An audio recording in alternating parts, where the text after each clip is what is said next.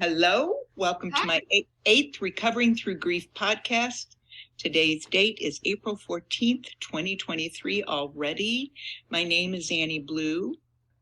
When we leave this earth plane, it is essential that we feel we did all we could for the generations to come, for our beloved and beautiful earth, and for all we have loved. The death of a child fractures and rocks that inherent parental dream and hope. The loss of a child is considered one of the highest stressors one can witness. The mourning process is one that some parents share they never surpass. Sometimes the depth of loss does not just fill our cup, it overflows it. Our ability to operate in the world becomes challenged beyond comprehension.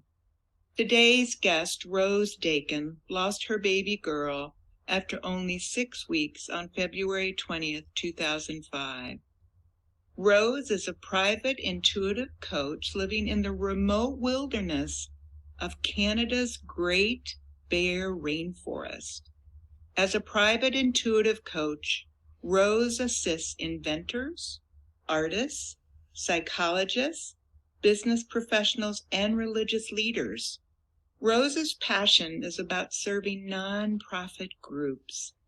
She is the director of marketing at the Ocean Falls Growth Society and is currently in university training to be a minister. Rose has had many experiences with grief through the loss of her daughter and her work also as a cemetery director in Edmonton, Alberta, and now provides accessible grief support to those struggling with loss and disharmony. She has a special gift that began as a precious toddler. Working with the elements and nature was a means for Rose to listen to the deep calling of her soul. Welcome, Rose. Hi, Annie. I'm so glad to be here with you today. I'm so grateful for everyone to get to hear your story and all that you're about. So, can you share within your inner comfort and safety the circumstances of your daughter, Kaylee Ellen Bernice Cree's passing in 2005? I sure can, Annie. It was quite the roller coaster. I always knew that my middle child would pass. And the reason why I knew that, I'm a visual intuitive. Okay. So I had messages for years of my 3 children. And I knew I would have 3 kids, and I knew I would have 2 sons and a daughter. But in my visions, my daughter always stayed small. And this was the first indicator to me that she would not be around forever. I had known since my early teens that that would be the case. So it was, but you convince yourself you're just being paranoid, right? You convince yourself that it is just anxiety, that you're worried for nothing. Oh, You know what I mean? sure, for sure. But my husband at the time, and we're still really good friends. We're not together anymore, but we're very close, and we raise our 2 kids together as a joint unit, which is fantastic. But he really wanted a big family. Really, really wanted a big family. He grew up in a fairly small family, but it was a Newfoundlander family. You know what the Newfoundlanders are like. Love you guys. I actually don't. I mean, I have a really close friend from there, but I don't really know much about them. So what are they like? They're very friendly. They're very family oriented. They're very community oriented. And so big families are not uncommon in New. So larger families, 3, 4, 5 kids kind of thing, that's not an uncommon sight in Newfoundland because they have such this huge sense of community and togetherness, which awesome. Is fantastic. And he had come from that kind of a community. And so, of course, those were the expectations. Lots of kids, right? So we decided to go for it anyway. About halfway through my pregnancy, my daughter did die. At 5.5 months into my pregnancy, they could not find a heartbeat. And that's, that should show up on an ultrasound close to 6 months. You know what I mean? Sure. But I I did what we do, and I connected with her energy, and I connected to the energy beyond. And I said, look, I just want to meet her. I just want to see her. And later that afternoon, my prayers were answered. Before they went to do the induction, they found a heartbeat. Wow. Isn't that incredible, Annie? Yes. Just incredible. They found a heartbeat. Wow. She had come back. So that was a really powerful experience. Yeah, I'm getting chills. Yeah. She was stillborn very early, at about 7 months. I think I was 30 weeks or so of gestation. And she was born with several disabilities that they did not catch on the ultrasounds, etc. So essentially her disabilities were not conducive to sustaining life long term. Wow. I apologize. I had it mixed up. I thought she had been around for 6 weeks. So I had. Well, she was alive for 6 weeks, but her disabilities were not things that we could fix. Okay. She had a very severe case of mosaic Down syndrome and so many little things wrong. So parts of her were normal. And parts of her had trisomy 21, but one of the most severe cases that the doctors had seen. So she did survive for 6 weeks, but she was very, very ill that whole time and never left the NICU. So, and it just sort of, it broke me. It broke my marriage. You know, there was some regret, of course, because I had prayed for her to survive when she had passed at 5 months, and I had wished that I hadn't. You know? Bless your because heart. She had such a difficult and painful life. Wow. And that realization absolutely broke me. And sometimes it does, you know, sometimes these things, whether we know they're coming or not, they hit us like a ton of bricks, right? Grief is real, and it can be all encompassing, right? You can live in grief. Well, especially in that kind of a scenario, because the loss of a child is it's just so precious. It is. And my only daughter, and I always wanted a little girl, right? Like, I love you boys, I love you, but you know, I mean, moms sometimes we want a little girl, right? So then you said you went into post-traumatic stress for a pretty long time. Severe post-traumatic stress. I had sort of inklings of post-traumatic stress because it had a very difficult life. And it's nothing my parents did. They were wonderful parents, just circumstances. And you know, I'm lucky things happen around me, whether good or bad, they happen to me. Good attitude, considering. So, but it all kind of came back at once, just the trauma of losing my child. All of a sudden, all these events in my past that weren't really a big deal, they're like dragons, you know what I mean? Exactly. Yes. Yes. So I went to therapy. I got a great psychiatrist, a great psychologist. I did support groups. I did the group therapy, the EMDR, you know what I mean? The whole 9 yards, right? And nothing worked for me. And it wasn't for lack of trying, Annie. It wasn't for lack of trying. Nothing worked though. And because I'm an empath, and I'm sure you experience this too, do you find that when other people, I've overcome this, it took many years, but do you find when you're in a state of grief, other people sharing their grief, you feel it too? For sure. Oh, yes. Very people would be talking about their stories, and I would leave feeling 10 million times worse. And it's not their fault. It's just that we are antennas, right? Mm-hmm. Yes. But I had this really, really, really wonderful psychiatrist who got it, and he was amazing at the U of A. And he had me sign up for this Master Gardener's course at the University of Alberta. And I lucked out, Annie. I was there with a bunch of spiritual ladies who were learning herbology. Perfect. Yeah. And they were very, very spiritual, and none of them were professional. But, you know, it was actually the people at the bottom that saved my life, Annie. So what do you mean by that? You know, I mean, people that aren't practicing, but just have this innate awareness about them, about life and how things work for them, right? Mm-hmm. It wasn't a professional that saved my life. It was my peers who were experiencing the same things and sharing the little tiny pieces that worked for them. Wow, that's beautiful. I'm just so glad that you drew that to you.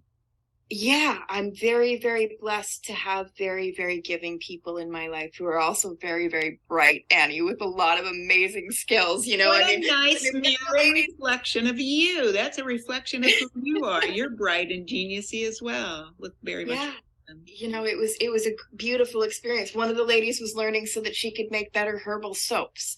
Another lady was working on plant genetics, but very, very spiritual. One of our teachers was a Japanese garden specialist, and this is actually where I learned to skip through time, because he had us vision.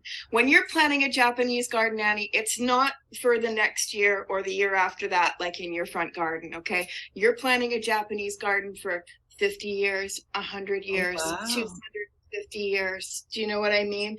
And you have to vision that when you're planting it.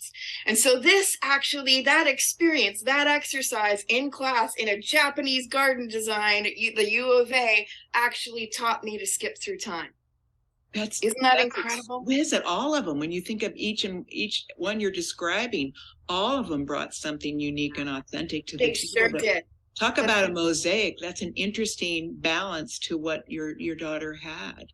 You drew absolutely mosaic support. Mm-hmm. Absolutely. I was so blessed. I was so fortunate, Annie. And I want to share what they taught me, because there's some really good tidbits about grief. And we learned this together as a group, because a lot of the ladies were suffering too. So I can't claim credit 100%. This was a joint effort. And I'm sorry, ladies, I have brain damage. I don't remember your names, but you were fantastic. And you know who you Oh, darn.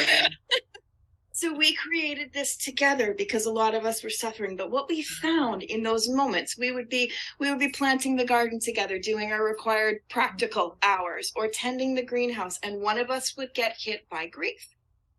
And it was really interesting to see, because in those moments we started to realize that grief was a connection. Yay. We run from it. We push it away. We try not to feel it because it's uncomfortable, right? But there's this saying, and I don't remember who exactly quoted it, but there's this quote saying, a woman in grief is as close to spirit as one can possibly get. You want to know the secrets of the universe, you ask a woman in grief. And it's a shamanic statement, okay? But women, we feel things a little bit more, it's the estrogen. We do. We're very good at that. Right. But those emotional connections, and a lot of us, without realizing it, I'd say about 80% of the clients that I teach have some form of intuitive connection naturally. And in women and emotional men, it can be particularly strong. So these moments are an opportunity. I found I was starting to get excited. I'm in grief. I'm bawling my eyes out. Okay. I'm planting the garden, and I'm excited because that's her connection. That is the connection to her. She's literally saying, I want to be doing this with you. I'm here with you still. Mm-hmm. I love that you're doing this and thinking of me. And if you can train yourself to embrace that grief and embrace that feeling as a connection, it can totally change the grief. I agree. That's why I say it's a portal or a doorway. I mean, that's how I always describe it. To me, it's a great portal. It doesn't mean you get to that walking through that doorway for a long time. So now, how far were you into your grieving process when you got into this gardening? About 2 years. Because I had immediately, I usually need fertility drugs to get pregnant, okay? But I had immediately after my daughter died, got pregnant with my youngest son. Oh, wow. By some miracle of the dear and fluffy Lord, immediately after she passed, I got pregnant. The one time I ovulate in my life, once. And there's Alec, So I actually, because I hadn't recovered, I was extremely sick during my pregnancy with her, and I hadn't recovered. My body had not recovered. So I spent 7.5 months in bed pregnant with Alec on complete bed rest. Oh my goodness, that's a lot after that. Which really puts a damper on your grieving healing, Annie. It really does. God, I bet. And now, how long did your husband stay with you through this? Well, he was with me on and off for a few months after Alec was born, and then that was it. I was on my own with So my he was parents. there But my for 2 years. parents were a huge support. They would come over and they would take the baby and do whatever it is that they needed to do to help me. They were fantastic. I couldn't have done it without my family. My sister was also great. Oh, I I'm had so glad. friends. Yeah. I had a network. I was blessed to have a network, Annie. I've never been doing this alone. I would totally believe that because you're such a networker and an ambassador yourself. So I'm not surprised that you would have that inclusion as part of your grieving process. I Yeah. sure did. I had all the support I needed, and then some. My people were amazing. You know, my people are the reason why I'm still here. I'm so glad. I'm so glad for sure. So did your husband and you just like kind of just fade away from each other? Well, we grieve differently. Okay, men tend to grieve a little differently than women, and I grieved by crying and getting help. And my ex turned to what is common for men, which is alcohol and different behavior, completely uncharacteristic behavior, right? And it took him about 2 years to get out of that as well. Wow. It was just a tough battle for both of us. But we did come to that place where even though we were separated, we could raise the children together. And we always have. That's exquisite. I'm so glad that you were able to find that kind of union. You know, you should never, if at all humanly possible, I think kids need their dads. I think that's yes, yes. And regardless of how that ended, it has nothing to do with the kids, right? No matter how bad and ugly the fireworks and volcanoes were, Annie, kids still need their dads, Yeah. right? Yes, yes. Well, so what kind of communication did you encounter from people around you when it all first went down? People didn't know what to do. People didn't know what to say. You know Right. what I mean?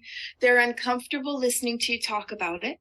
Yes. Right. I mean, and talk therapy is great, but it only gets you so far. Right. Because your psychologist does not necessarily understand who you are as a person. Right. And it's a matter of finding that right person for sure. You know? Oh, for sure. I'm just so grateful that you did. How soon in did you find that psychiatrist that you? I was really, really lucky. One of the head psychiatrists at the U of A specializes in PTSD. And I had him for almost 10 years, and he worked with me to the point where I was completely stable. But it took 10 years. Annie. I totally believe it. It took me 14, so I totally understand.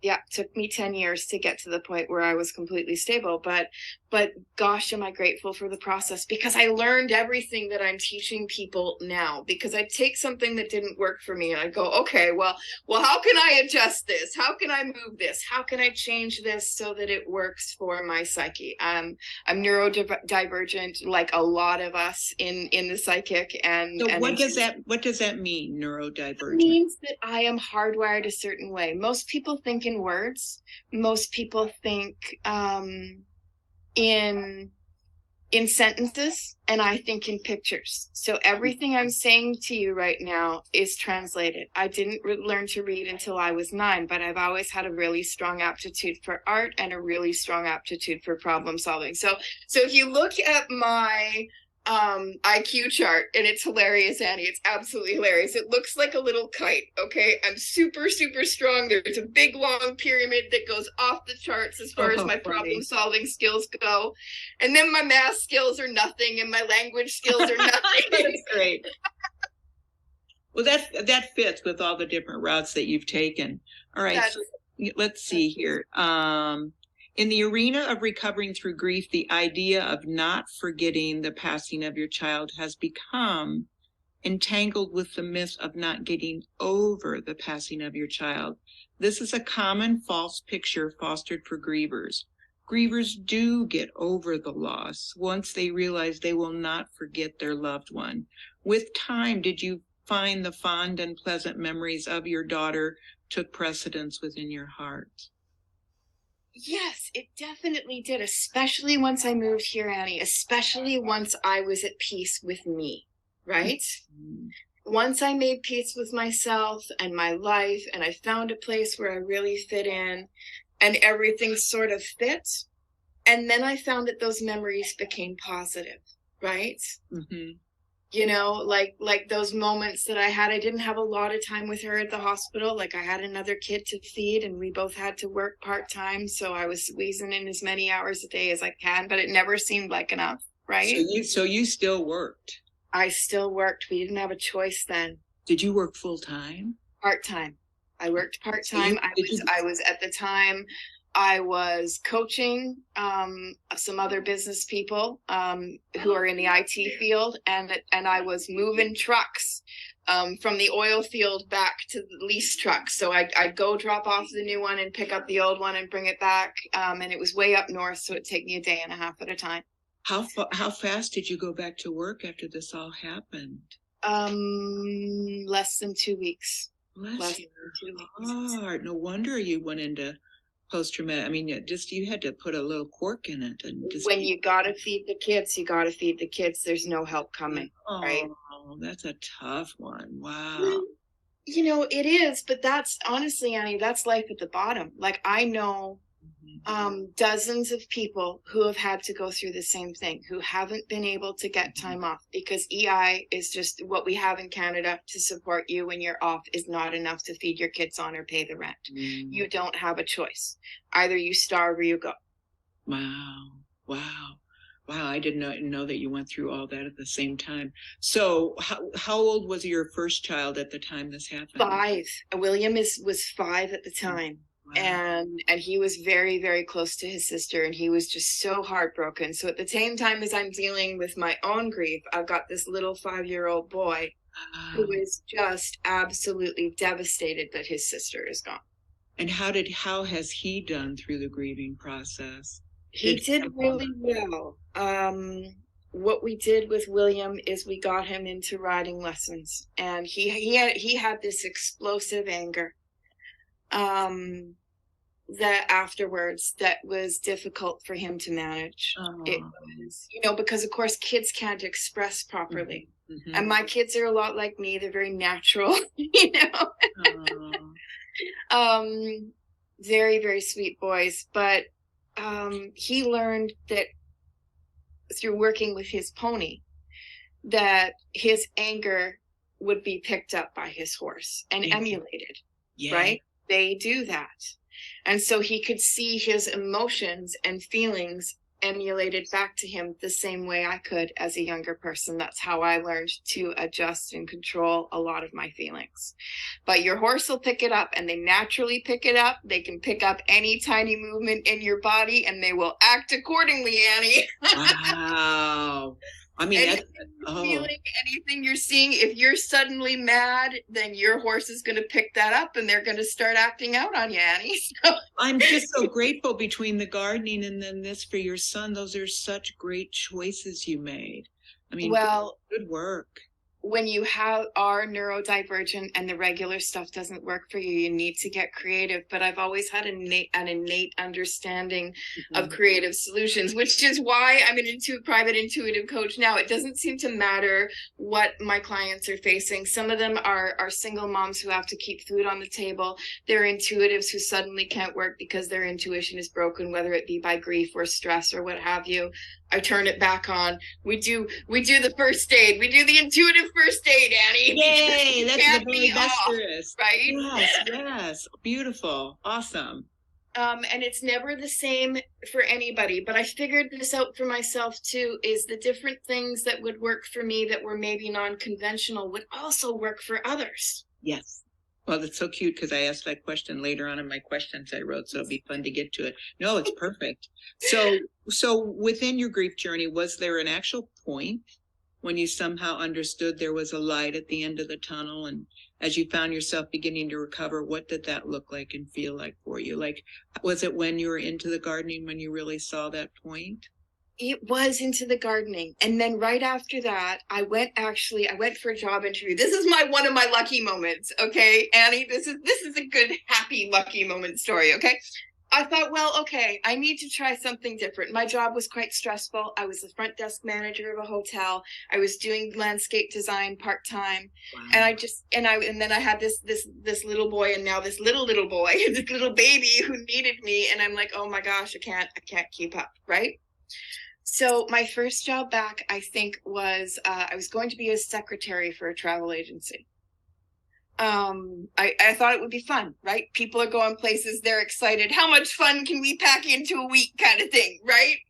And I thought it would just be a break, right? So I applied. I went to be the secretary. Oh my God, the interview was awful, Annie. I'm allergic to peppers. There was peppers in my lunch. I had just Oh, eaten my sandwich, and my throat starts to swell up in the middle of my interview, Annie. that's scary. That is so scary when that happens to somebody that has those allergic reactions. Fumbled the whole thing. I took the antihistamines. I was coughing through the whole thing. Bless your heart. Yeah, he left the room, and I'm like, I am not getting this job, right, Annie? And the phone keeps ringing, and he kept lifting the room. I'm like, okay, well, I'm here applying to be the secretary. I might as well answer it. So I did in my way, and I was polite, right? Hi, this is Elkhorn Resorts. How can I help you? Oh my gosh, that's so great. So it turns out it was these folks that were in the middle of their trip. Their flight had been canceled. The hotel didn't have their reservation. I popped onto the computer. I've always had pretty decent computer skills, and I saw that I could transfer. And I got it all set up. And I left notes for the gentleman that I fortune favors small, Danny, because I left notes for the gentleman I was interviewing with. And before I left, he said, would you like to be my secretary, or would you like to have your own? Wow, what a great response. That's so, I love the assertiveness that you displayed, though. That's like, it's usually served me pretty well. But yeah, no, I did that job for 3.5 years until the company shut down, but they just conglomerated. They offered me a job at the other head office in Calgary, but of course my youngest son was special needs, and he was in a program in Spruce Grove and stuff by then, and he was doing so well in it because he's also neurodivergent. He's on the autism spectrum as well, just like I am. So, and he was in such a great program, we couldn't leave. But I mean, what a great opportunity, Annie. I had a blast for 3.5 years, just an absolute blast. Good. And it allowed me to get to the place where I needed to be to go into the cemetery director position, where I learned even more. So was there really like an aha moment when some part of you went, I think I'm going to make it through this? Like in some things they talk about the U. So you're in the U, and then all of a sudden the U start going uphill on the U. Did you? Yeah, everything just started to work. And we've all had these moments in our lives, right? Where we've all had those days where, or weeks or months or sometimes decades, okay, Annie, where it feels like we can't get anything right to save our lives, okay? But every now and then you hit the upswing of luck, okay? And no matter what you do, nothing can seem to go wrong, right? Hey. That's because because of the wonderful approach that you did with this. I mean, you started taking care of yourself from the second it all happened. I had to, because I knew right from the beginning that, you know, I've been through this as a young child with my depression and things like that. I knew the regular stuff wasn't going to work, and I knew that I was going to die if I didn't. I mean, you can feel that make or break moment. You know what I mean? Yeah. I was in the hospital on and off with my blood pressure would tank, Annie. I would have no blood pressure. They couldn't figure out why. It was almost as if I'd had a heart attack. My doctor had me on a whole bunch of medication just to literally keep my heart beating. They kept telling me I had adult failure to thrive, that you see that in adults. Oh, I see that all the time. Yeah, all the time. When their spouse dies and the other partner just starts to go downhill really fast, that's what I was experiencing when I hit my wall. We all have our spot, and mine was particularly bad. So.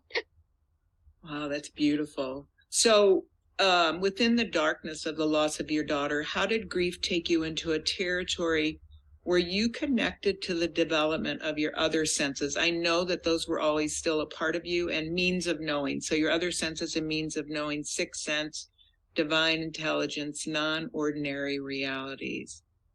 Absolutely. you know what it was, Annie, for me that connected everything more powerfully than anything else I've ever been taught is shamanic journeying. Cool. And I was taught shamanic journeying as a child. My family is, even though they're Christian, they are from regions where shamanism is quite prevalent. I mean, you think about it, Mongolia, Ukraine. My grandfather was Welsh and his mother was a Welsh, spiritual person. So my whole family had these elements of spirituality in their lives that I could draw on and that I was taught. I was taught to journey into stories. Like, for example, did you know, Annie, your favorite stories are your stories? So take Cinderella, for example. This is a classic favorite with my client. Okay, your favorite stories when you were a kid, you can journey into that energy and go, what's my Cinderella moment? Right? And you can be shown those things. But particularly with your grief, there were stories like, of course I spent time with my child in the hospital. I sang to her. I read books to her, and you can tell which ones were her favorites. You know what I mean? Beautiful. She would be quiet. She would listen. She would be paying attention. So it's those moments that I would journey into, and those stories that I would journey into. Why were they her favorites? What did they mean to her? Sort of explore her energy as much as I could, because I had a very little piece of it. Right? Yes. But it was a really powerful experience. Now we're usually taught in psychic skills that we need to move on every 3 seconds. It doesn't give you enough time. It doesn't give you enough time to explore what that means. I would rather spirit told me a story, and I get my wish, Annie, through journeying. I sure do, because I get the novel. You know what I mean? Oh, for you, I would totally expect it to be a really great novel with lots of animation and details and creativity, for sure. If only we could hook my brain up to a TV screen, Annie. One day. Oh, it's coming. It's coming before you know it. It's probably already here and we just haven't heard about it yet. Oh my gosh, that'll be fantastic. I'm sure on some level it already is. We just, it's just more on a telepathic, or as I call it, non-ordinary states of reality. It must be, because the most common thing my clients say to me when I show them pictures of what I see is, oh my God, you're in my sacred space. So that space where they connect to their spirituality and the energy of the earth and collective consciousness, their favorite places there, that's the first thing I pick up. I mean, that's not coincidence, Annie. It's not. No. I'm just so glad. I took a class from a person that he became a professor at MIT, and he had been a composer. And he said what he started teaching, he wrote a book on it. Oh, I can't think of his name as a book, but he talked about speaking in pictures, like not even when someone spoke to you, to go actually into like a TV screen and create the picture. And it was much easier for you to recall all the details of what that person had shared when you did it in that more image form. So I think you were just steps ahead, and that right brain composer type, field of wisdom. Yeah. Absolutely. Cool. Let's see here. So some people call it helping spirits, or some people call it our compassionate self, that use the aspects of our higher self to open our hearts as the entrance on how our unconditional love and unconditional light can be with us. Did it feel as though you were learning more about seeing in the dark with everything you went through with your daughter and your sons and your husband? Absolutely. I mean, I find I learn best by watching others, like many of us do, right? It's really hard to deal with something when you're in it yourself, when you're right in the middle of it. Yeah, I describe it as having your face smashed up against a windshield, and you're really trying to see, but you can't. Yeah. Yes. But through helping my son overcome his grief, through helping my mother, who was also devastated about my daughter, of course. You had a big role. Yeah. And through helping myself through, like, it was little pieces from everything. Oh, hey, that worked for my kid. Maybe that would work for me. Oh, hey, music really helped calm my mom down. Maybe that would work for me. All these gifts that I gave others, I didn't realize those were for me too. And I use that in my practice now. I'll find something new for someone. I'll be like, oh, hey, I'm going to try that next week. That's awesome. It's just so nice because that unlimited potential is always there. So it's just fun to see in the right setting how it comes to us, and life gets to live us. I mean, we're just getting to walk along that road of life, and it's just amazing where it takes us. How did that larger reality go far beyond the sphere of your daily life within the realm of the sacred, extending an unexpected value to the sorrowful descent you experienced with her death? Like, was there a point when I mean, it sounds like you get stuff so intuitively and so psychically and so creatively anyway. Were there moments when you really got that this was so much greater for you, and that it was kind of part of your menu of growth as a human? Without it, I would not have reached this far. Do you know what I mean, Annie? I never would have thought of being a cemetery director. I never would have thought of understanding death and wanting to change how we do the death experience here in North America. I never would have thought of being able to support people in that way, and therefore learn to support myself, right? With her passing. Right. It was so necessary, because it's in those moments of deep grief that we reach, right? We reach for more. Nothing changes, Annie, if everything's fine, right? Like, if your life is just going hunky-dory along, you're not going to be really inclined to change anything, are you? No, not at all, for sure. Exactly. These rotor-rooter moments, and sometimes they're just so palatial you can't even imagine that they can be that rotor-rooting, actually. Yeah. So I was given this great opportunity, not just to experience grief, but experience absolutely life-devastating grief. Where rock bottom is up. We've all been there. We've all been there at least once. Where rock bottom is up, you can't tell me you haven't. So.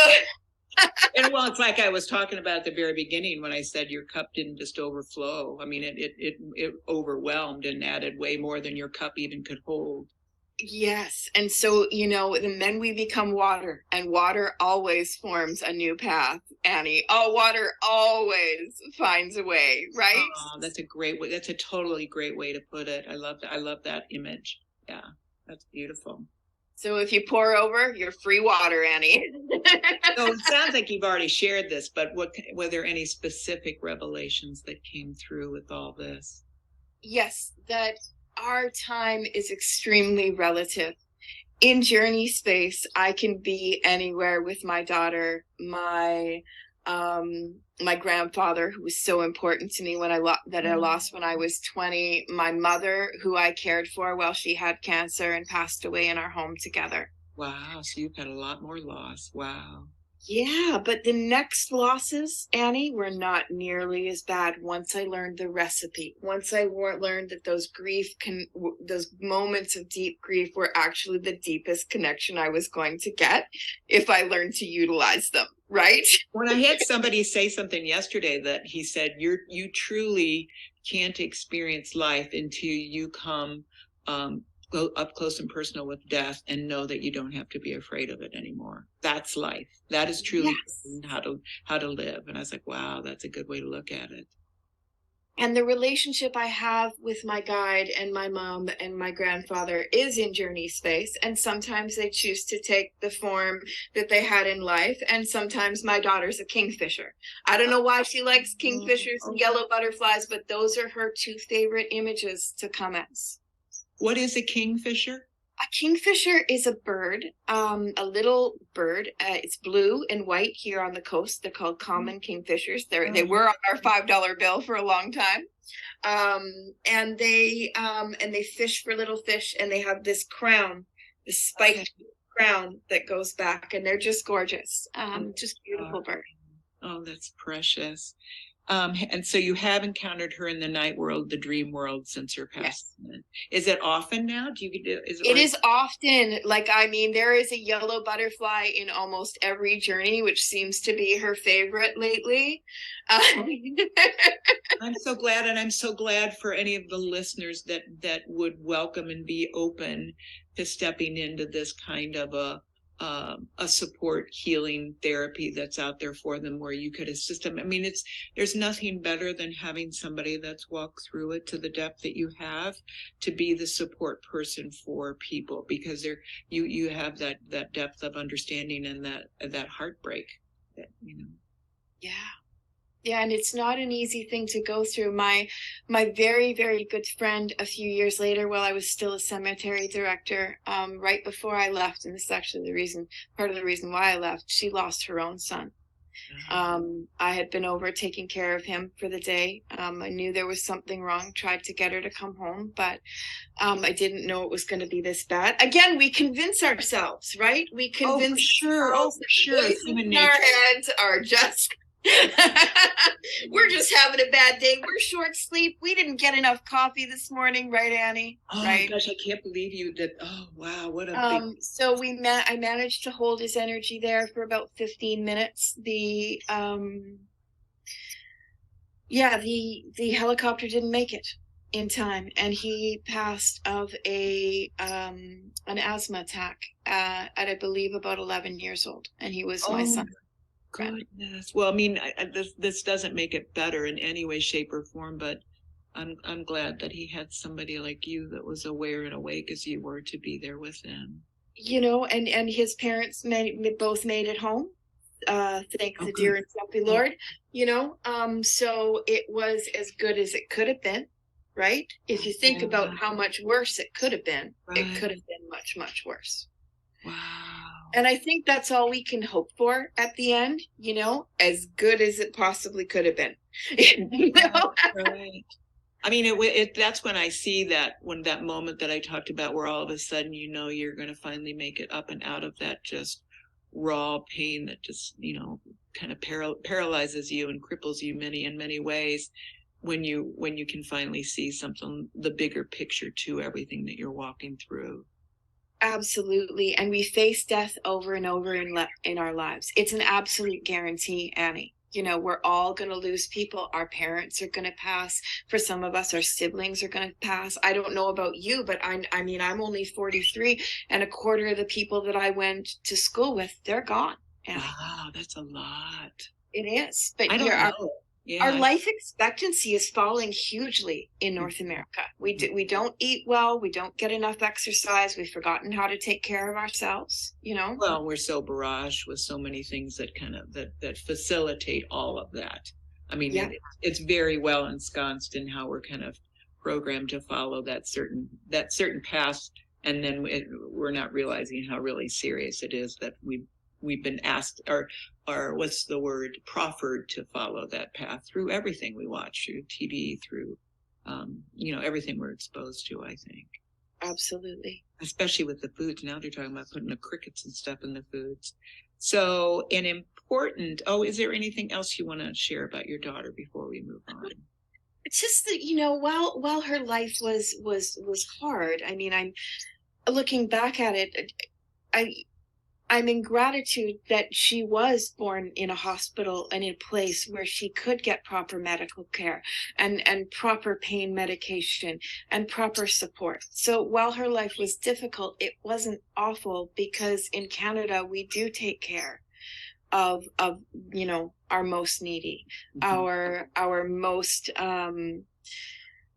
sick, our most ill. And I was so grateful for that. Her doctors were incredible at trying to keep her comfortable and trying to give us as much time as possible with her while she was here and make that time quality time. I mean, I'm so grateful for the support that we have. And I think we forget that when people are in grief. This is one thing I can share with you. If you know somebody going through grief, they're going to want to be alone sometimes, but being there is probably the most important things, and taking things off of their plate. That's one thing that people did for me that I can truly say made a whole lot of difference, is my friends would come over and do my farm chores so I could just spend the day with my son. Oh, yay. I'm so glad to hear.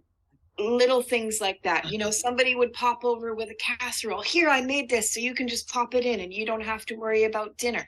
Those kinds of things make a huge bit of difference. If you can't say anything, do something. random acts of kindness. Really, That's right. truthfully, say the less you say, the better, because it's just so difficult to find It the is. right language, and we intellectualize it or we guard against it, our own heart.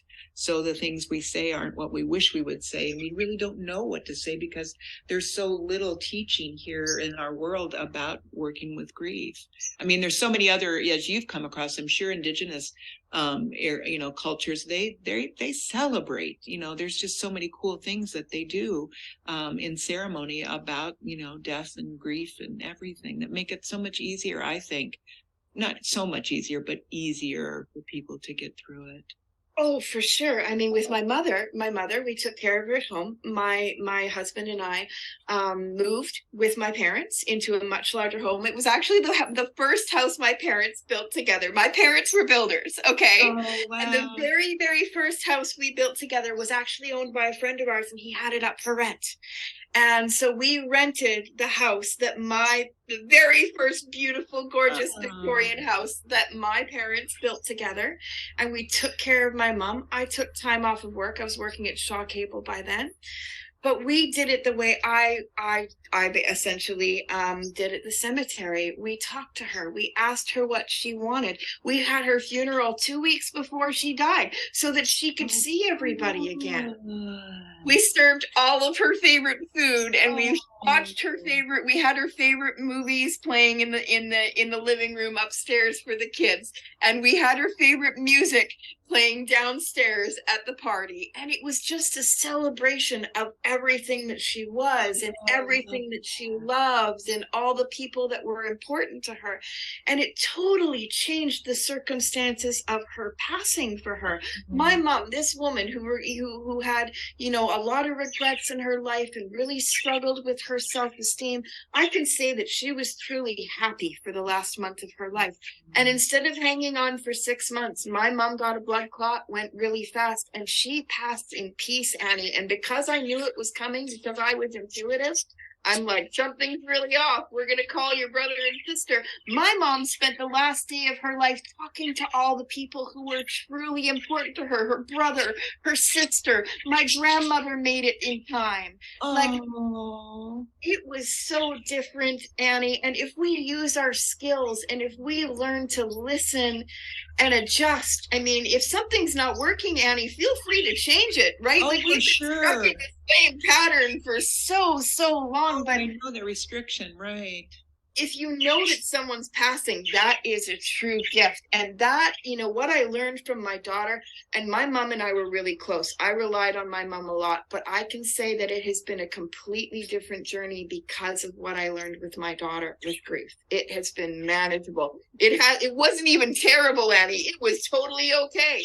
We all have those moments, but it was really okay. Oh, I'm so glad to hear that. I mean, I wouldn't want it to be scripted that way in some ways, but I'm glad that the benefits of it, and opportunity it brought to really offer such a beautiful celebration of love to your mom. I mean, that's what we all want.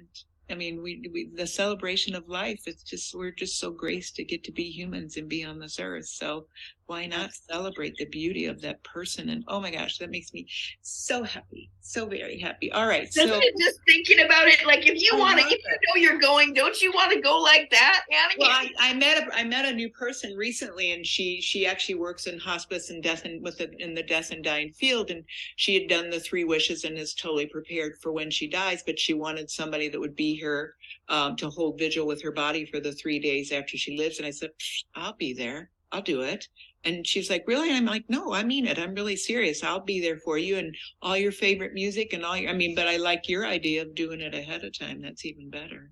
It was so great for everybody because everybody got to make their peace, Annie. As a cemetery director, I saw this over and over and over. People standing by gravesides crying, saying, I wish I'd been able to say I love you one more time.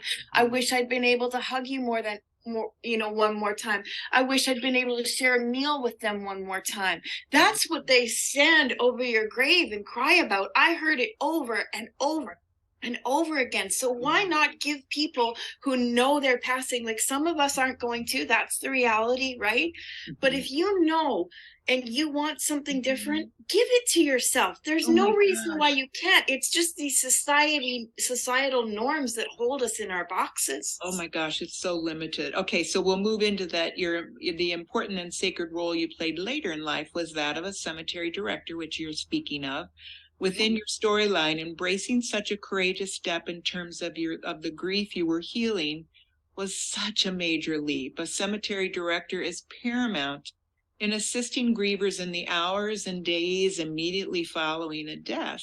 So you started to share already with what that was like for you, most especially after what you had experienced with loss leading up to this position. But you were actually in such a beautiful, bolstered position of really meeting it with such grace and such spiritual maturity. I'm sure it was very fascinating for you to be a cemetery director. It was incredible. It was incredible, Annie. I couldn't handle the hours. It's 24 hours a day, 7 days a week. I got one Sunday a month off, which is why I quit, because I'm raising 2 little kids at home with a partner who works full time, and it was not possible. You know what I mean? One of them was part-time. 24 hours is just because you can be on call. You can get a call at 2 a.m. that one of your clients has passed, and then it's up to you to make the arrangements to have everything picked up and so on and so forth. You go to work at 2 a.m.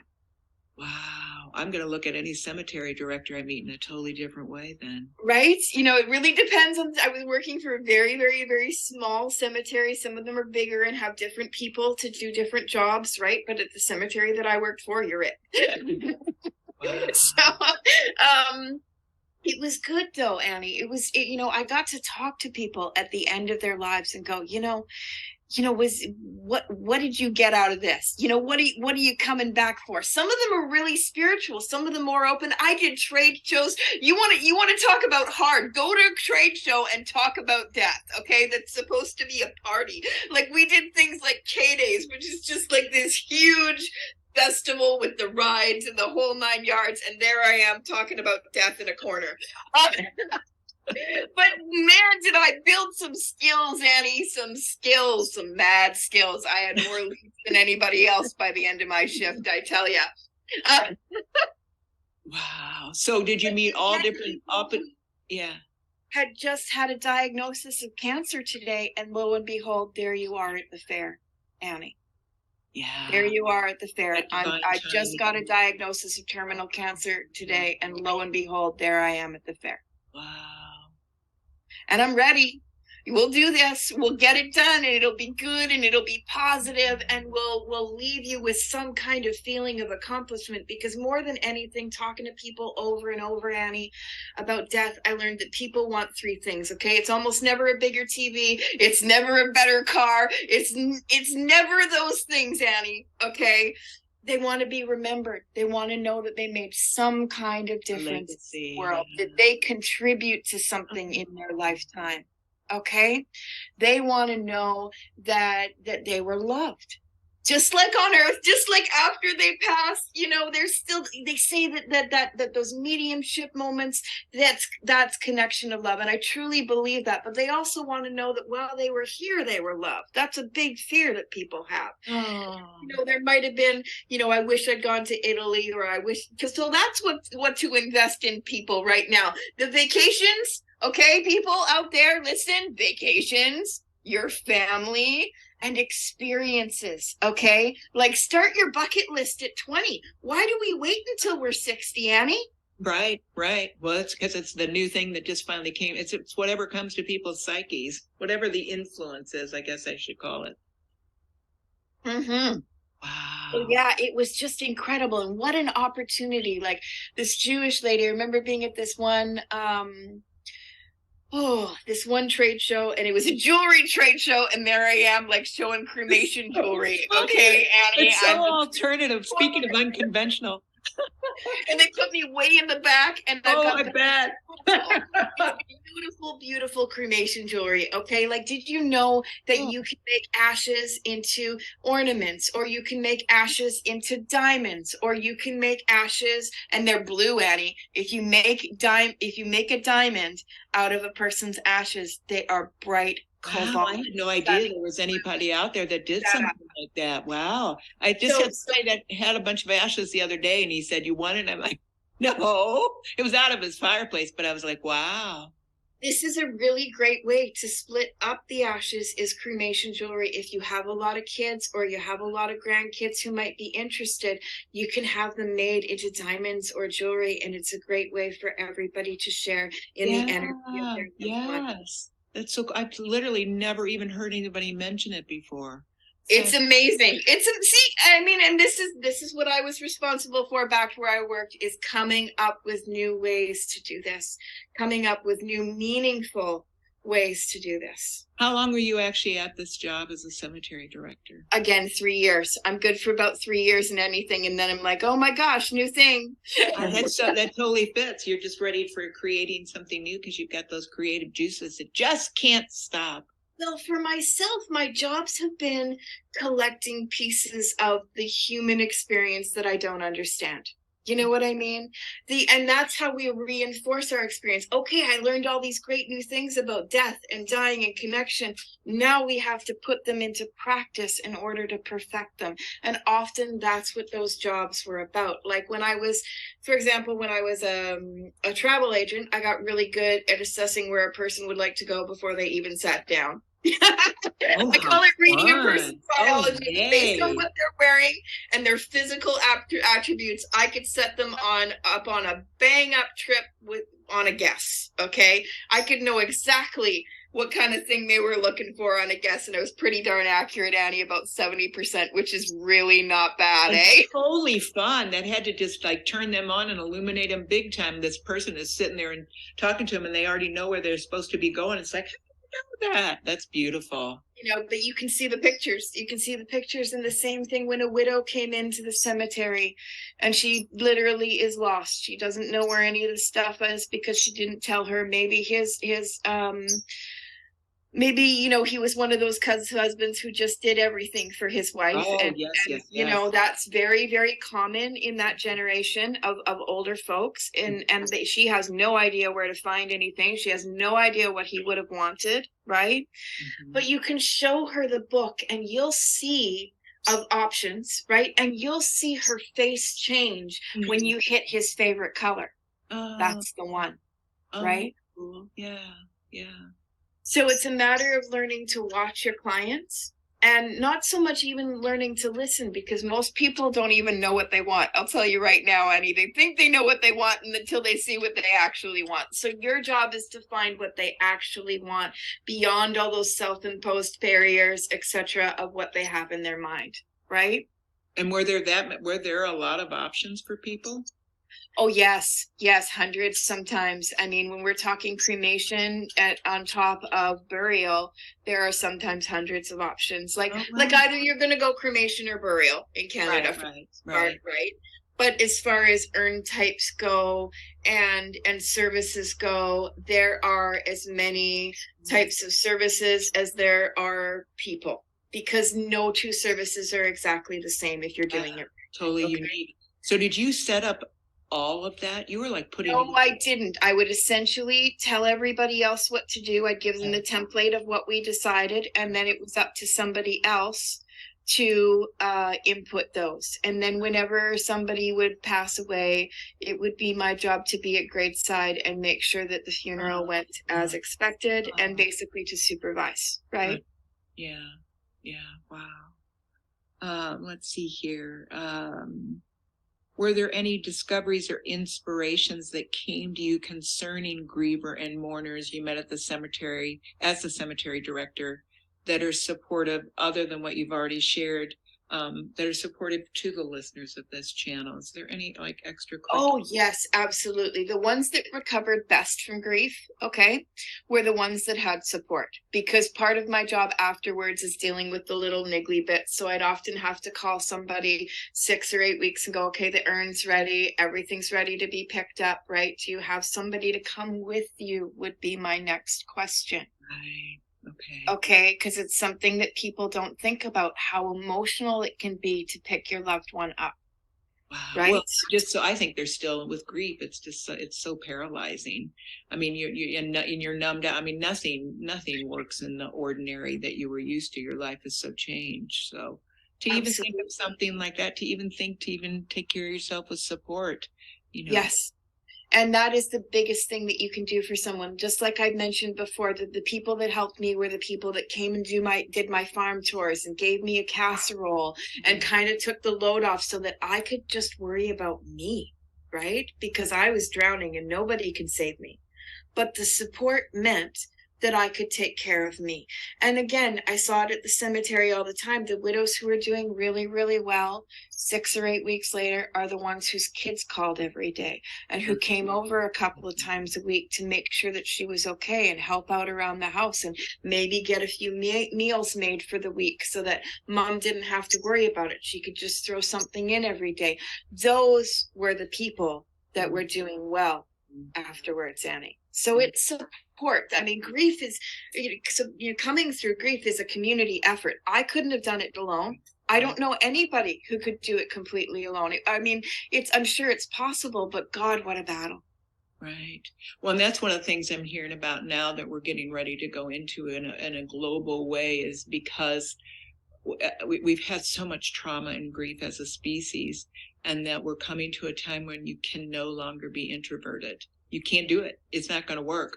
We're going to need to come together in tribes, communities, however, collectively, however you want to call it, and let go of any discrepancies or differences and say, we need to work together. We've got to come together. And I believe that's on our horizon for what's coming to us all. So.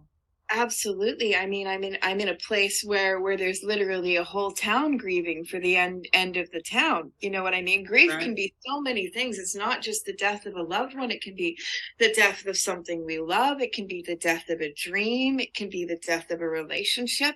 All of that is grief. Right. I mean, I talked to somebody that lost his, he was an accountant. He lost his job during COVID, and then he lost it, 2 other accounting jobs after that, all in like a 2-year period. That's right. At this point in your life journey, your love of land, love of people, which is just, no one can miss that with your share today, your love of community, love of service, love of humanity, and your beautiful deep heartstrings that has now brought you to Ocean Falls, British Columbia. This is a community whose size and composition witnessed its population diminish to just over 20 inhabitants by the time you moved there. Was it like 2017 when you moved in? It was actually less than that. My mom says. She says it was about 16 when we moved in. My memory's awful. I was talking to her about that, so I'm going to trust her on it. She says it was about 16 when we first bought the house here. Now we lived here part-time for about the last 16 years. Okay. Annie. Okay. But I moved here full time with the kids 5 years ago. Oh, okay. All right. So I was so 2017, I believe. So, but when I came here with the kids, they were the first children here in over a decade. well, it's interesting because they say that the components that contribute to population loss can be less births, deaths, new immigrants not moving into a location, inhabitants moving away from a location permanently, and declining economic profiles of a community. So if you can, you just have so many great stories here today. Thank you. Please share your true, authentic story to initiate revitalization and a restoration to another facet of loss that is increasingly affecting our globe. That is the breakdown of communities, towns, cities, waterways. So if you can, please describe Ocean Falls to listeners to capture the ecstasy of this environment territory that forms the furthest extent of British Columbia's settled or inhabited regions. Well, this is a pretty amazing place, Annie. Okay, it is incredible. This used to be a town of 3,500 people. 3,500 people, Annie. Okay. Wow. Now there's just over 50 of us today. But But wow, what a community. Nobody gets along because honestly, Annie, I think it takes an extra dose of crazy to choose a life like this. We are ferry access only. We are float plane access only. We have to pay for groceries, etc. by the pound. When I wanted to order a cell phone here from Amazon because I broke mine last month, the shipping charge is going to be $90 and I have Amazon Prime. Okay. And that's from Vancouver, which is not a far ride from us either. So you think twice about absolutely everything you order. You reuse, repair as much as you can. In my living room or my kitchen right now, there's Franken stove, and he works fine, but he's made out of 3 different stoves, all from different time periods. Like he's got 1970s hardware in there and a 1995 body. Cooking away. All right, Annie. But no, it's a very unique community. So we have these structures. I mean, we have a giant apartment building. We have a giant hotel that are all completely abandoned. There are ferns growing in the sinks, Annie, but it's so cool to see what's left. Okay. People's gardens from Old Town. This is a very old community. So it was started in the late 1800s. Okay. Mm-hmm. So some of the old houses and stuff there, the gardens still grow as if they're tended, Annie. Wow. Decades and decades after being abandoned by people, we have azalea bushes that look as though they're perfectly groomed, and that's why we call it the land of the fae, the land of the fairies. Okay, we have rock. I mean, there are legends in Ocean Falls of miracles. There are Facebook pages dedicated. We call ourselves the Rain People. Ocean Falls has always been known as the home of the Rain People back to the dawn of time. Okay, awesome. And it is in the middle of a rainforest. So when I mean rain, I mean rain. I mean, I can fill a 5-gallon bucket in 2 hours just out in my yard on a good day. Okay. And I mean, so do you collect your rainwater then too? I do. Yeah. I have rain barrels on my greenhouse so that I can water my greenhouse. And then everything that comes off the house and the duck shed goes into the duck pond. We're all about sustainability because we can see how badly people broke this place, staring us in the face every day. We started the Ocean Falls Growth Society. Okay. So we are building back better and we're building back sustainable. So instead of a lawn in my front yard, I have a duck pond. I have an orchard. I have a garden. Cool. So I can produce almost 50% of my dietary needs just from my front yard. Annie.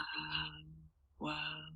Isn't that incredible? Yes. And so how many children are there right now of the 50? We had a baby this year, and I'm sorry I forget his name, but he's cute. We had our first baby in Ocean Falls this year since like back I think it's the early 80s. Can you imagine what a hiatus on babies, Annie? But they're here to stay.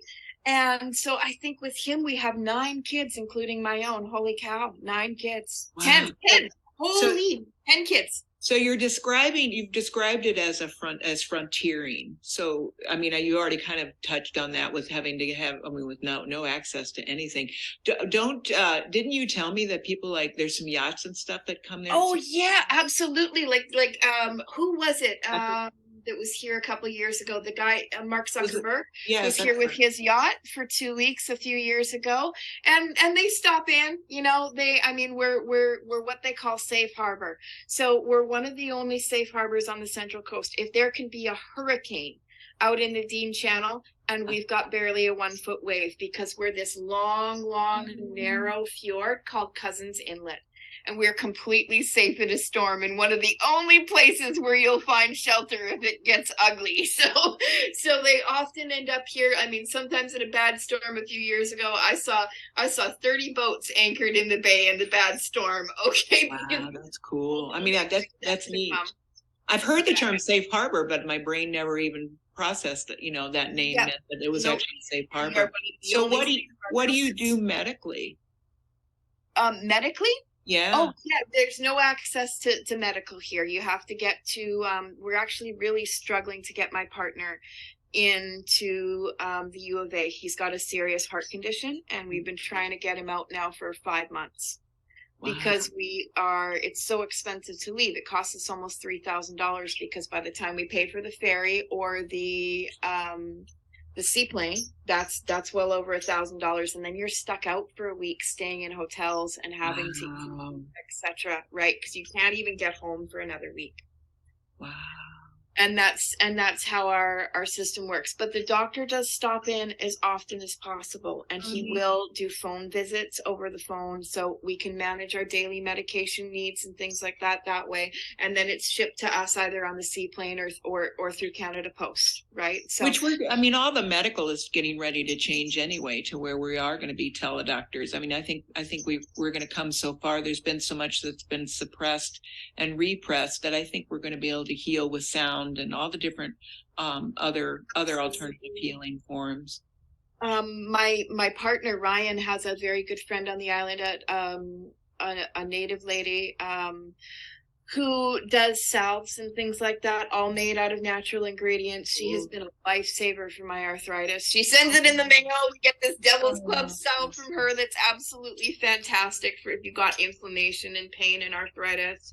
We keep things on hand. While we don't have a doctor, we do have emergency things like antibiotics and so on and so forth, so that if it's obvious we have an infection, we don't take anything, of course, without consulting with the doctor first, but we basically have like a tiny pharmacy in the medical cupboard just as backup, right? And when they expire, we return them to him, and they do what they do with them, right? But it's important. I often get a knock on my door. Hey, the doc says you might have cephalexin, right? The pharmacy seems to be at my house. And sure enough, if I haven't used it or given it to someone else, it's here. Right. So with your fantastic psychic and intuitive abilities and empathy, what have you picked up and gleaned about the actual land that you're on? You must, and you're just being a shaman. What are you picking up there? At the land here in Ocean Falls? Yeah. Well, first of all, trees have memories. I have this absolutely wonderful joining that I teach my students with a tree. It works better if the tree's over 100 years old. There are plenty here in the Great Bear Rainforest, right? But you can share your memories. They pick up energy just like we do. Right. They speak through energy just like we do. And so their memories aren't going to look the same as our memories. I'll let you try it yourself, Annie. Oh, I do. I'm in such a beautiful area. Yeah, where the trees are, some of them are 90 and 100 feet tall, and I literally love the trees. They're like my friends for sure.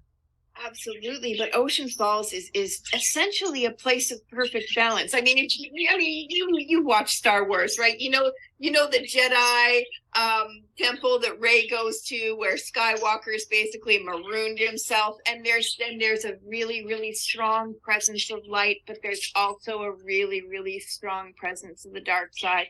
Well, that's Ocean Falls. We've got these decaying giant buildings everywhere that are trying to fall on our heads, and glass that's trying to, to fall out of the windows because they haven't been kept up. And I mean, they could be refurbished again, but we're talking billions at this point, right, Annie? Wow. But it is a state of perfect balance. You can see how nature seeks to almost care for and enfold the decay. You know what I mean? The way she folds it into herself. And I mean, we've got these houses falling down that are now absolutely covered in wisteria. And it is one of the most beautiful sights in June. Do you know what I mean? Yeah, that's fascinating. There is all this sadness, people cry about what happened to this place. Over 150,000 families lived in Ocean Falls over its time. Are there any families from any generational families that have stayed? There are two. The Rob Prine and Keith, I believe, were both born here, and they're still here. Rob Prine's daughters do not live here. They live on the island, but they're still fairly close by. But with everything that we're building through the Growth Society, we can see families coming to stay with the intention of building a life here, right? We've got a community greenhouse going. We're expanding the community farm from my farm here in Ocean Falls. So soon enough, everybody's going to have their own eggs.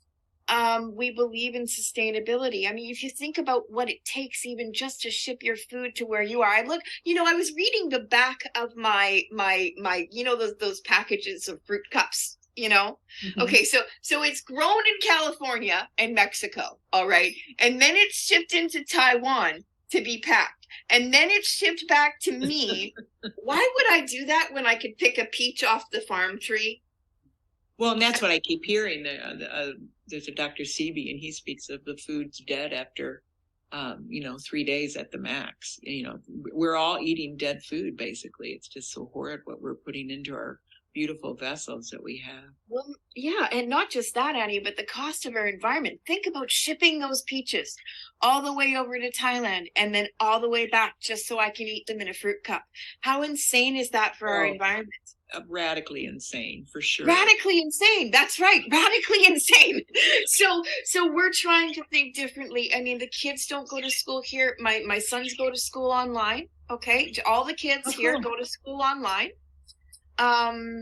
And my youngest boy now has an internship with Greenworks, which is one of the invention companies I work with, and they're partnering with us here in Ocean Falls to test this stuff.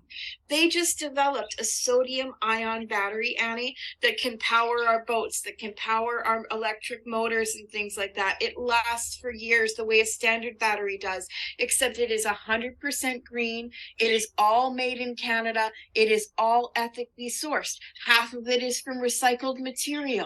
Beautiful. And it just gets better and better and better, and it works. And it's you're such a beautiful terrain for it. I mean, you're a perfect embodiment of where companies like that want to go ahead and put everything to practice. Absolutely. And in Ocean Falls, you can see how badly we got it wrong the first time. Like, it stares you in the face, okay? If you can't see how badly they got it wrong the first time, you're blind, okay?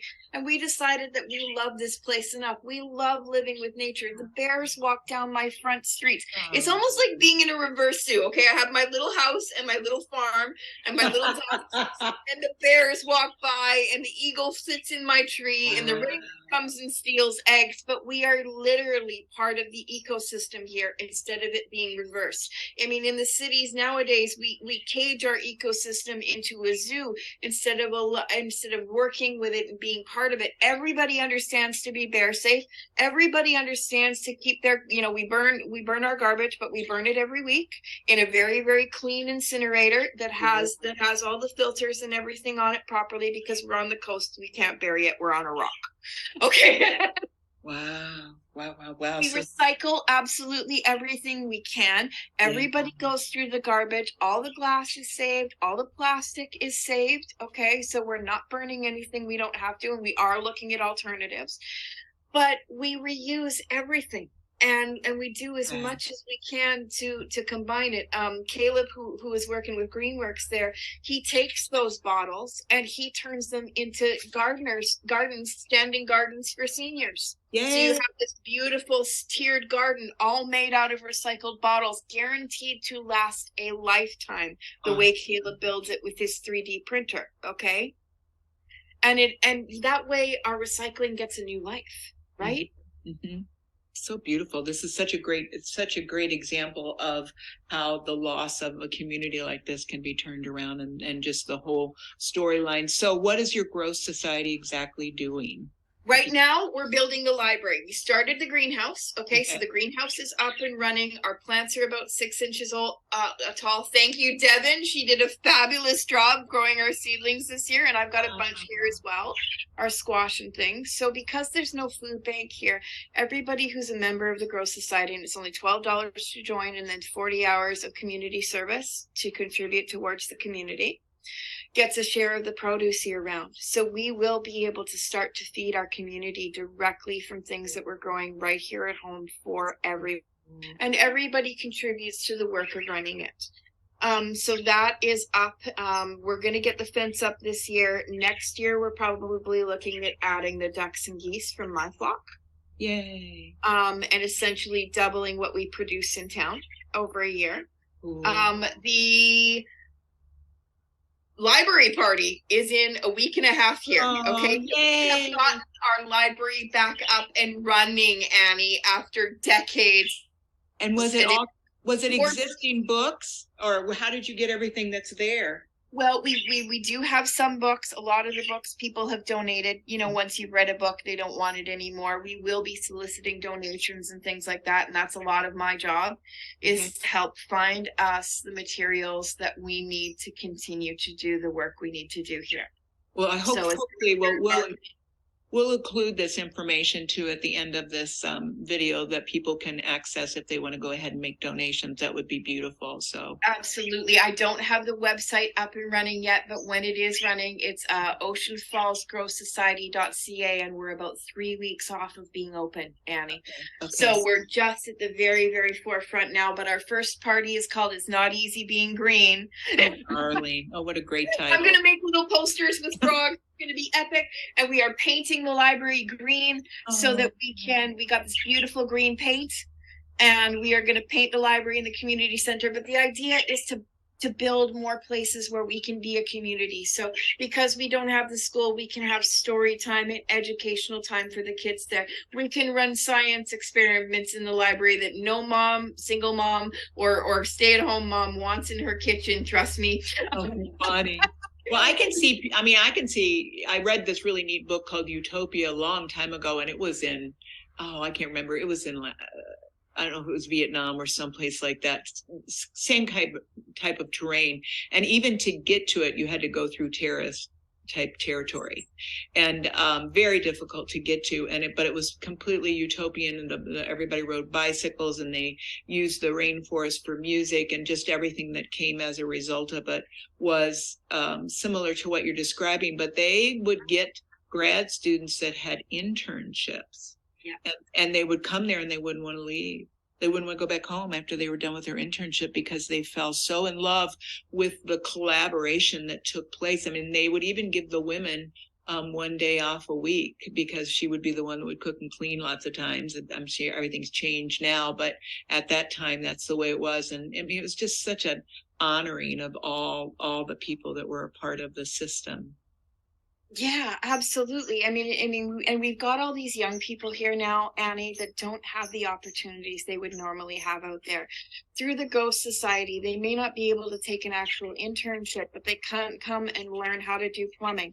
They can learn how to do wiring, learn how to manage and build a greenhouse, learn about ecosystems, learn about food production. I mean, we have some really talented people in town. We have artists, and we have writers, and we have welders, and our kids can learn one-on-one from all of those. And that's a lot of what we're building here, is a community, so that when we're letting our kids go, whether they stay here or not, we're not abandoning them without the whole plethora of skills they essentially need to save the world. Okay, Annie? Yeah, it really is the key to where we are with everything that we are wishing for. So in closing, in recovering through grief, going beyond body and mind and experiencing our spiritual light piece by piece, we do rise, and that is how we make change in ourselves and our beautiful world.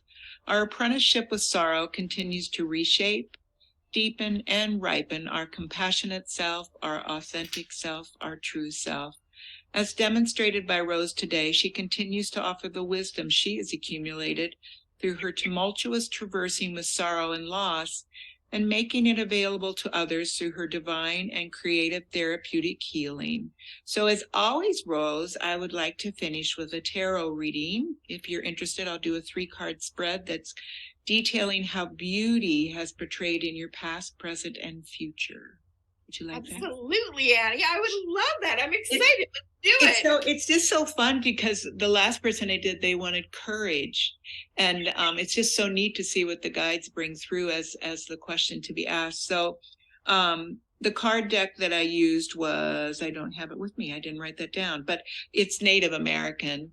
But the card that came up for your past in relationship to the beauty in your life was the Divine Masculine Mandala. And to a world searching for unity as its higher purpose goal, the sacred divine masculine generates energy, fire, and a higher expression of intelligence for the illumination spark of unity. This card in the past brought more symmetry to your arena of beauty in your life. It called forth a balance that you've already spoken about for you, within the divine feminine and divine masculine emanation of beauty. Your feeling world needed the divine illumination of your mental world unified within you.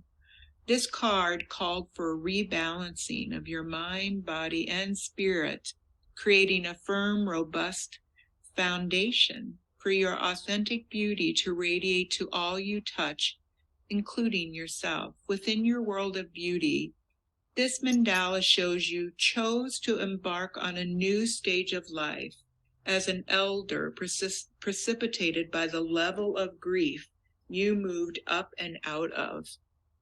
The card for beauty in your life presently is the base chakra mandala. This card shows your present relationship with beauty. This card currently brings forth to you grounding energy. It shows you the importance now of grounding your etheric self deep within Mother Earth, bringing your formless together with form, if that makes sense. The tree kingdom is guiding your remembrance of the necessity now of how deep tree roots prosper the tree. As you know, the tree ends up in survival mode if its roots are not grounded deep within the earth. It is no longer enough to survive with mere drops of beauty in your reality. You will find that true, authentic beauty will proliferate with the assist of deep-rooted grounding. The deeper the foundational roots, the higher the ascent. Thus, beauty for you presently is reflected within the gift of your pure creator source grounded essence. Based on the exquisite photographs you take that you post on social media, you are out in nature often. Do you take your shoes off and ground in Mother Earth? Knowing you probably weren't around barefoot. Oh, yes. Yes. In my favorite dress, and I'll share that with you one day, Annie. It is epic. It is custom made. It is a princess dress. It is blurple. Okay. But if you could dress up like a fairy and go barefoot and have the whole rainforest to yourself, you can't tell me you wouldn't do it. You can't I would do it in a flash. Oh, every aspect of me for sure. I would be in heaven. It's so good for your inner child. Custom princess dress with all the frillies, and then it has gold flowers, like literally appliqued all over it. I look like a fairy threw up, and I love it. You are precious. So the future card representing beauty for you is called the Dream Shield, and I'll send pictures of these cards to you. Okay. This card is a shamanic ancestral card for use in the dream state and in working with in non-ordinary states of reality, which you are very used to. This card shows you that your true beauty ability and divine intelligence has the capacity coming up to align with your soul evolution and your golden path. This will facilitate and blossom with the assistance of the medicine wheel, eagle medicine, and the medicine of the East. Your higher essence perspective will be deepening within the great spirit world. So do you work with medicine wheel, eagle medicine, medicine of the East, any of those?